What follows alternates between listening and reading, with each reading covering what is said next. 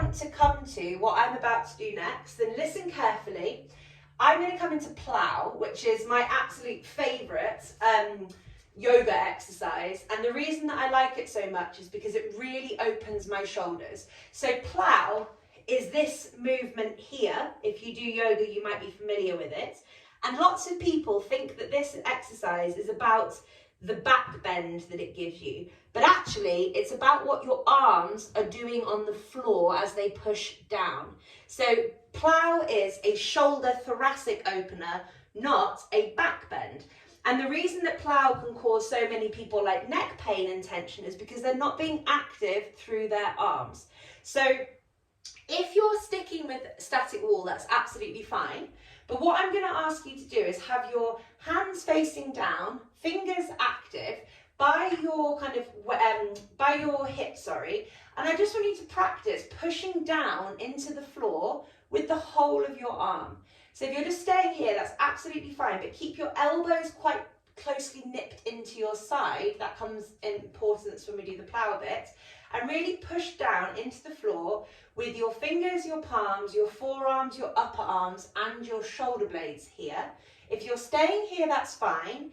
If you want to come with me, gently and with control, keep that momentum through your hands, your arms, and your shoulders.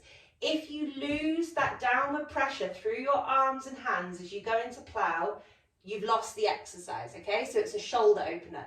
We push down into the floor, keeping our elbows and our wrists really tightly closed into our body. I'm getting a huge cramp down the outside of my right arm here because I'm trying so hard to keep it pushed down. And you will notice how your hands want to splay out wide. We do not want your hands and your elbows to go wide. So if you reset again, if that happens, try and keep your arms as narrow to your body as possible. We push down into the floor. We keep that momentum with the hands, the arms, and the shoulders.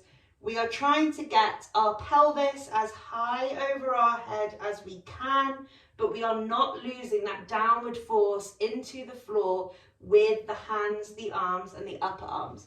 Most importantly, if you start getting neck pain, if you lose control of your breath, guess what? You've gone too far. Back out of it slightly, but just play around with that hand and arm thing in static wall because that's really, really valuable.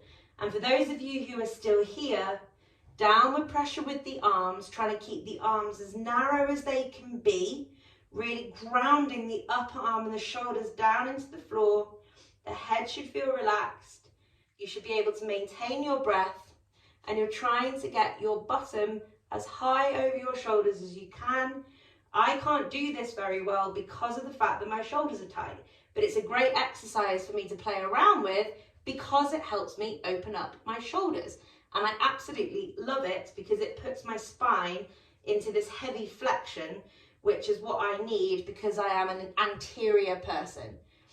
Okay, we'll do another 5 seconds left here. 5, 4, 3, 2, 1.